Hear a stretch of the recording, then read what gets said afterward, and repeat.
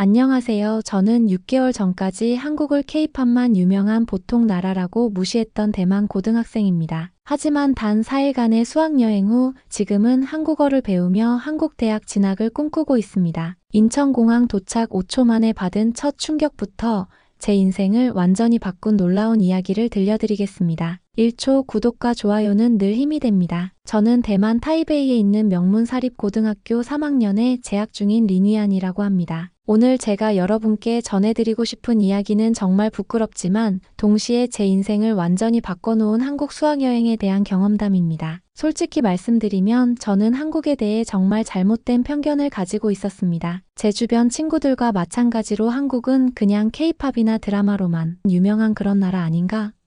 라고 생각했거든요. 학교에서 한국으로 수학여행을 간다고 했을 때도 에이, 왜 하필 한국이야? 일본이나 유럽으로 가면 얼마나 좋을 텐데라고 투덜댔습니다. 저희 반 친구들도 비슷한 반응이었어요. 한국 가서 뭘 보겠어? BTS 관련 장소나 구경하고 치킨이나 먹고 오는 거 아냐? 라며 시큰둥해했죠. 저 역시 그냥 의무적으로 참여하는 학교 행사 정도로만 생각했습니다. 사실 제가 꿈꾸던 곳은 실리콘밸리나 뉴욕, 런던 같은 진짜 선진국들이었거든요. 저는 앞으로 국제 비즈니스를 전공하고 싶었는데 한국에서 무엇을 배울 수 있을지 전혀 기대하지 않았습니다. 제가 왜 이렇게 생각했는지 말씀드리면 대만에서 접하는 한국 관련 정보는 대부분 엔터테인먼트 위주였어요. K-팝 아이돌들의 소식, 드라마 이야기, 한국 음식 소개 정도가 전부였죠. 뉴스에서도 한국을 다룰 때는 주로 북한과의 관계나 정치적인 이슈들이 많았고요. 그래서 저는 한국을 문화적으로는 재미있지만 기술이나 경제 면에서는 그저 그런 나라 정도로 인식하고 있었습니다. 출발 전날 밤 저는 수학여행 가이드북을 대충 훑어보면서도 여전히 시큰둥했어요. 경복궁, 명동, 홍대, 뭔가 관광지 위주로만 짜여있네라고 생각했죠. 부모님께서 다른 나라 문화를 체험할 수 있는 좋은 기회니까 열린 마음으로 다녀와라라고 하셨지만 저는 속으로 그래도 한국은 좀 이라고 생각했습니다. 저는 평소에 성적도 우수하고 영어 실력도 뛰어나다는 소리를 많이 들었어요. 그래서인지 다른 나라들에 대해서도 나름 우월감을 가지고 있었던 것 같습니다. 특히 아시아 국가들에 대해서는 대만이 제일 자유롭고 발달된 곳이라는 생각이 강했어요. 한국도 그런 관점에서 우리보다 조금 뒤처진 나라 정도로 여겼던 거죠. 친구들과 함께 인천공항으로 향하는 비행기에 오르면서도 저는 여전했어요. 3박 4일 그냥 빨리 지나갔으면 좋겠다는 생각뿐이었습니다. 기내에서 승무원분이 한국 관광지를 소개하는 영상을 틀어주셨는데 저는 귀찮다는 듯이 눈을 감고 잠을 청했어요. 창밖으로 보이는 서울의 풍경을 내려다보면서도 그냥 평범한 대도시네라고 생각했습니다. 야경이 꽤 예쁘긴 했지만 뭐 대만의 타이베이 101 야경이 더 멋있는데라며 별로 감동받지 않았어요. 지금 생각해보면 정말 오만했던 것 같습니다. 하지만 제가 얼마나 무지했는지는 공항에 발을 디딘 순간부터 깨닫기 시작했어요. 인천공항에 도착해서 입국 심사대로 향하는데 정말 놀라운 일이 벌어졌습니다. 저희가 줄을 서서 기다릴 필요도 없이 얼굴 인식 시스템이 저희 여권 정보를 자동으로 확인하더라고요. 말 그대로 5초 만에 입국 절차가 끝났습니다. 저는 깜짝 놀라서 친구들과 이게 뭐지? 벌써 끝난 거야? 라고 웅성거렸어요. 대만 공항에서는 항상 길게 줄을 서서 기다려야 했는데 이런 첨단 시스템을 경험한 건 처음이었습니다. 심지어 제가 동경해왔던 미국이나 유럽 공항에서도 이런 신속한 처리는 경험해 본 적이 없었거든요. 순간 한국이 이 정도로 기술이 발달되어 있었나? 라는 생각이 스쳤지만 그때만 해도 그냥 공항 시설이 좋은 거겠지라고 대수롭지 않게 넘겼어요. 하지만 지금 돌이켜보면 그 5초가 제 편견이 무너지기 시작한 첫 번째 신호탄이었던 것 같습니다. 공항에서 나와서 리무진 버스를 타고 시내로 향하는데 또 한 번 놀랐어요. 버스 안에 무료 와이파이는 물론이고 USB 충전 포트까지 설치되어 있더라고요. 게다가 버스 정류장마다 실시간으로 도착 시간을 알려주는 디스플레이가 있어서 정확히 언제 도착할지 알 수 있었습니다. 이 정도 편의시설은 선진국에서나 볼 수 있는 건데 라는 생각이 들었어요. 창밖을 바라보며 서서히 변해가는 풍경을 주시했습니다. 생각보다 체계적이고 깔끔한 도시 계획, 곳곳에 보이는 현대적인 건물들. 뭔가 제가 예상했던 것과는 조금 달랐어요. 특히 한강을 건너면서 본 야경은 정말 멋있었습니다. 강 양쪽으로 늘어선 고층 빌딩들과 다리 위의 조명이 어우러진 모습이 마치 미래 도시 같았거든요. 그날 밤 호텔에서 저는 일기에 이렇게 적었어요. 첫날부터 예상과 다르네. 근데 아직은 뭐라 말하기 어려워. 내일부터 본격적인 일정이니까 좀 더 지켜봐야겠어. 지금 생각해보면 정말 순진했던 것 같습니다. 제가 앞으로 경험하게 될 일들을 전혀 예상하지 못했거든요. 다음날 아침 저희는 광화문과 경복궁으로 향했습니다. 솔직히 말하면 또 궁궐 관광이네, 뻔한 코스구나라고 생각했어요. 하지만 광화문 광장에 도착한 순간 저는 말문이 막혔습니다. 눈앞에 펼쳐진 풍경은 정말 상상을 초월했어요. 600년 전통의 경복궁이 바로 앞에 있는데 뒤로는 롯데월드타워, 63빌딩 같은 초현대적 마천루들이 우뚝 서 있더라고요. 이런 조화로운 대비는 처음 봤습니다. 대만에서도 전통과 현대가 공존하지만 이렇게 극적이고 조화로운 풍경은 본 적이 없었어요. 가이드 선생님께서 설명해 주시길 한국은 전통을 보존하면서도 현대적 발전을 추구하는 나라예요 라고 하셨는데 그 말이 눈앞의 풍경으로 바로 증명되는 느낌이었습니다. 저는 친구들과 함께 와 이거 진짜 신기하다. 사진으로는 이런 느낌이 안 나는데 라고 감탄했어요. 경복궁 안에서는 또 다른 놀라움이 기다리고 있었습니다. 외국인 관광객들이 정말 많았는데 단순히 구경만 하는 게 아니라 QR코드를 스캔해서 상세한 설명을 각자 언어로 들을 수 있더라고요. 심지어 AR 기술을 활용해서 과거 궁궐의 모습을 휴대폰 화면으로 볼 수 있는 서비스도 있었어요. 디지털 기술과 전통 문화유산이 이렇게 자연스럽게 결합된 모습을 보니 아, 한국은 정말 IT 강국이구나라는 생각이 들었습니다. 특히 근정전에서 수문장 교대식을 보는데 전통 복장을 입은 수문장들의 의식과 함께 관광객들이 스마트폰으로 실시간 번역 서비스를 이용해 해설을 듣고 있는 모습이 정말 인상적이었어요. 전통과 기술이 이렇게 자연스럽게 어우러질 수 있구나라는 생각이 들었습니다. 오후에는 현지 고등학교를 방문하는 일정이 있었어요. 처음에는 그냥 형식적인 교류 프로그램이겠지라고 생각했는데 그 학교에 들어간 순간 또 한 번 충격을 받았습니다. 모든 교실에 디지털 스마트보드가 설치되어 있고 학생들이 태블릿으로 수업을 받고 있더라고요. 저희 대만 학교도 나름 좋은 시설을 갖추고 있다고 생각했는데 여기는 차원이 달랐어요. 특히 과학 실험실에서는 VR 기기를 활용한 실험 시뮬레이션을 하고 있었고 수학 시간에는 AI 튜터가 학생 개개인의 학습 진도에 맞춰 문제를 출제해주고 있었습니다. 한국 학생들과 대화를 나눠보니 더욱 놀라웠어요. 이런 첨단 교육 환경이 그들에게는 너무나 자연스러운 일상이더라고요. 이런 시설들이 언제부터 있었어요? 라고 물어보니까 저희가 중학교 때부터 이런 식으로 수업받았어요 라고 대답하는 거예요. 저는 속으로 와, 한국 교육 시스템이 이렇게 발달해 있었나? 라고 감탄했습니다. 더 놀라운 건 이런 첨단 시설이 특별한 학교가 아니라 일반 공립고등학교라는 점이었어요. 담당 선생님께서 한국은 모든 학교에 이런 디지털 교육 환경을 구축하기 위해 노력하고 있어요 라고 말씀해 주셨는데 그 규모와 체계성에 정말 감탄했습니다. 셋째 날에는 판교 테크노밸리를 견학했어요. 솔직히 저는 실리콘밸리에 대한 동경이 있었는데 판교를 보고 나서는 생각이 완전히 바뀌었습니다. 카카오, 네이버, 크래프톤 같은 글로벌 IT 기업들이 모여있는 모습이 정말 인상적이었어요. 빌딩들도 현대적이고 세련되었는데 곳곳에 혁신적인 아이디어들이 현실로 구현되고 있다는 것을 느낄 수 있었습니다. 특히 한 의료기술 회사에서 시연해준 원격 수술 로봇 시스템은 정말 충격적이었습니다. 서울에서 부산에 있는 환자를 수술할 수 있다는 게 믿어지지 않았어요. 5G 네트워크를 활용해서 실시간으로 정밀한 수술이 가능하다고 하더라고요. 저는 이런 기술이 실제로 상용화되어 있나요?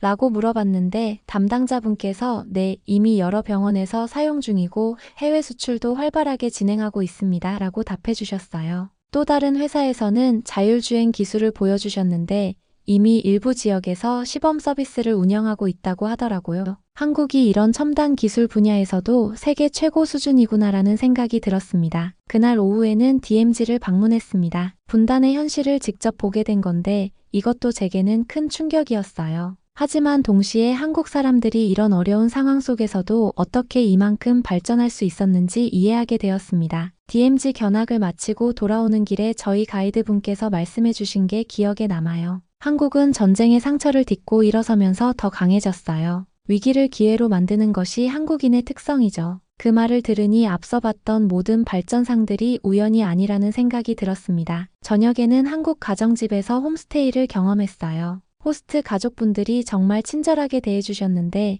여기서 또 한 번 놀라운 경험을 했습니다. 집안 곳곳에 IoT 기기들이 설치되어 있어서 음성으로 조명이나 에어컨을 조절할 수 있더라고요. 이런 스마트홈 기술이 일반 가정에까지 보급되어 있구나라고 감탄했어요. 하지만 더 감동적이었던 건 기술적인 부분보다도 그 가족의 따뜻한 배려였습니다. 제가 대만 출신이라고 하니까 대만 음식 재료를 미리 준비해 놓으셨더라고요. 그리고 제가 한국어를 잘 못한다고 하니까 번역 앱을 적극 활용해서 소통하려고 노력해 주셨어요. 한국 사람들이 이렇게 배려심이 깊구나라는 생각이 들었습니다. 그날 밤 잠자리에 들면서 저는 정말 많은 생각이 들었어요. 불과 2일 만에 제가 가지고 있던 한국에 대한 모든 선입견이 무너져 버렸거든요. 내가 정말 무지했구나. 한국이 이런 나라였는데 왜 몰랐을까?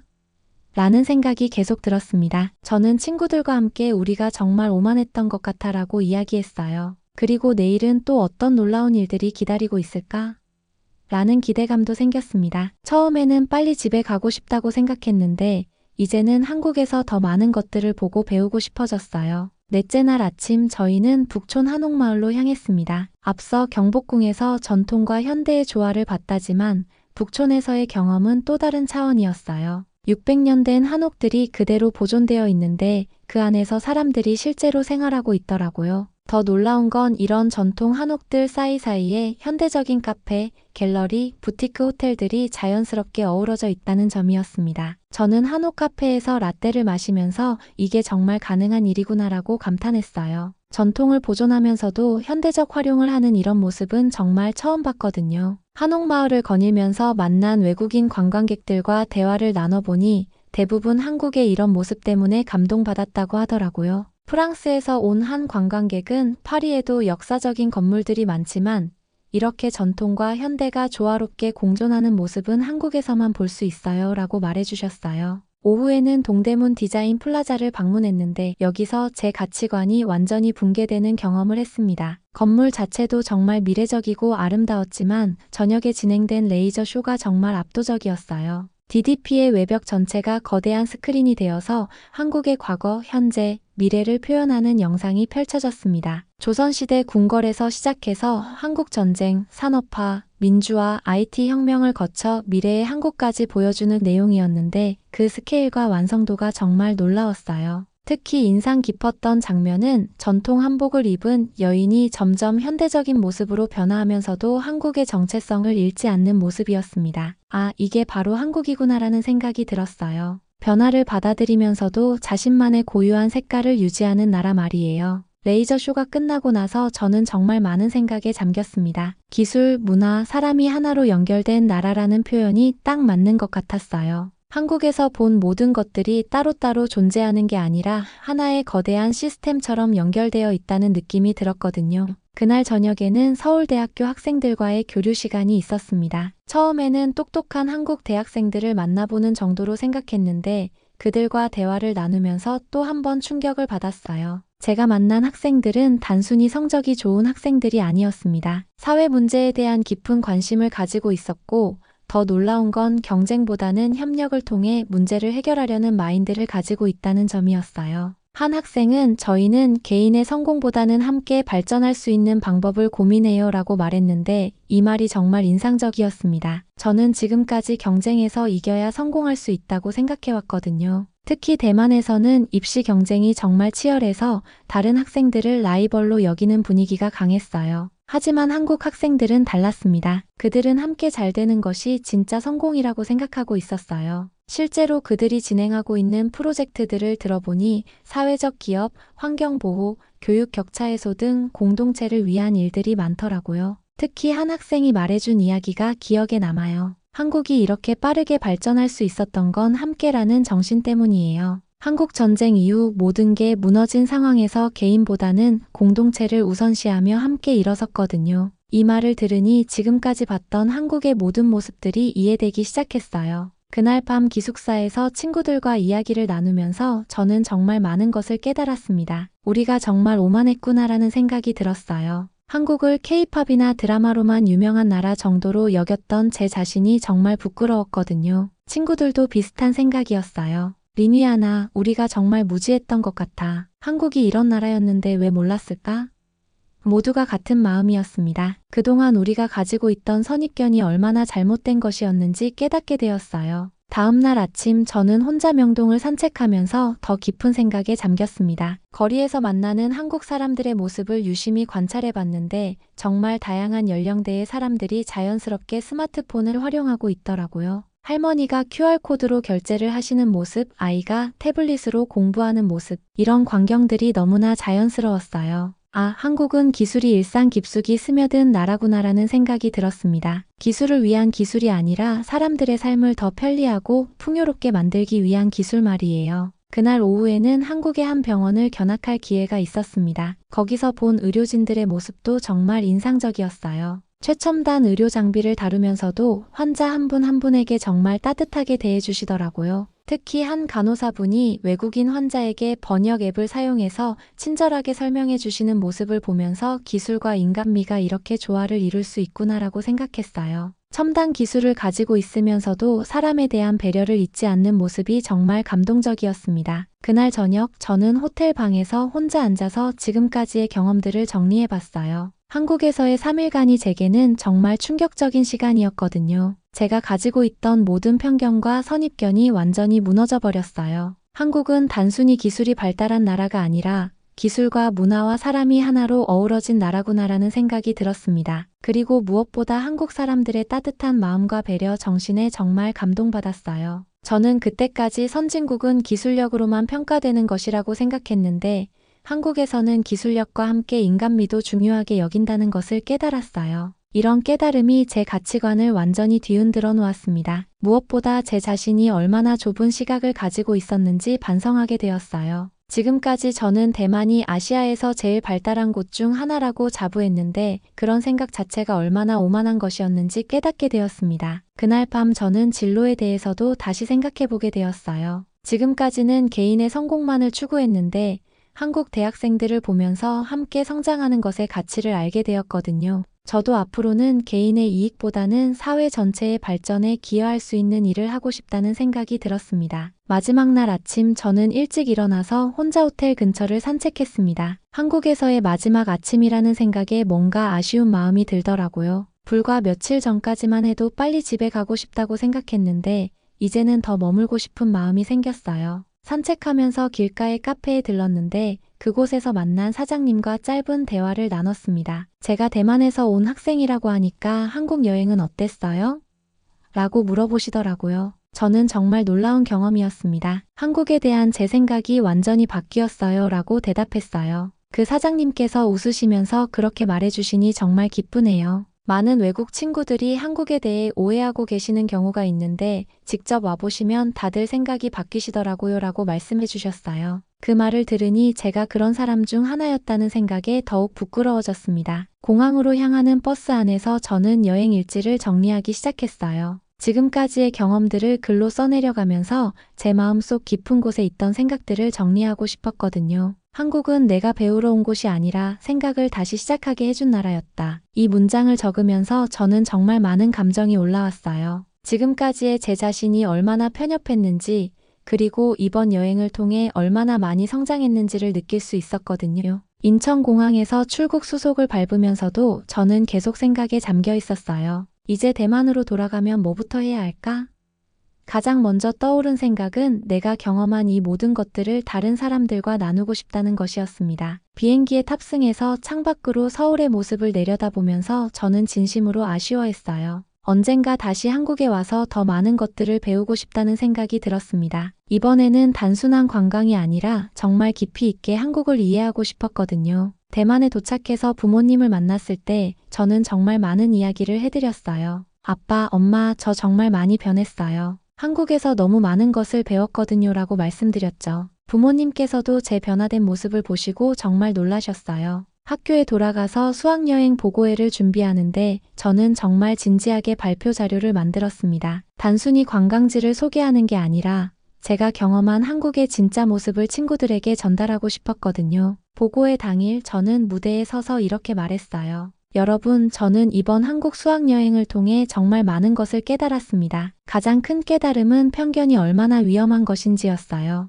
저는 한국을 제대로 알지도 못하면서 함부로 판단했었거든요. 저는 제가 경험한 모든 일들을 차근차근 설명했습니다. 인천공항의 첨단 시스템부터 시작해서 전통과 현대가 조화된 서울의 모습, 판교 테크노밸리의 혁신 기업들, 그리고 무엇보다 한국 사람들의 따뜻한 마음까지 모든 것을 진솔하게 이야기했어요. 여러분도 저처럼 다른 나라에 대해 편견을 가지고 계시지는 않나요? 저는 이번 여행을 통해 직접 보고 경험하는 것이 얼마나 중요한지 깨달았습니다. 라고 말하면서 발표를 마쳤어요. 발표가 끝나고 나서 많은 친구들이 저에게 와서 리니안이 말을 들으니까 한국에 정말 가보고 싶어졌어. 우리도 다른 나라에 대해 너무 모르고 있었던 것 같아 라고 말해주더라고요. 제 경험이 다른 사람들에게도 도움이 되고 있다는 생각에 정말 뿌듯했습니다. 며칠 후 담임 선생님께서 저를 불러서 말씀해 주시길 리니아나, 내 발표가 정말 인상적이었어. 학교에서 올해 국제청년 포럼의 학생 대표를 보내기로 했는데 저를 추천하고 싶다고 하시더라고요. 정말 깜짝 놀랐어요.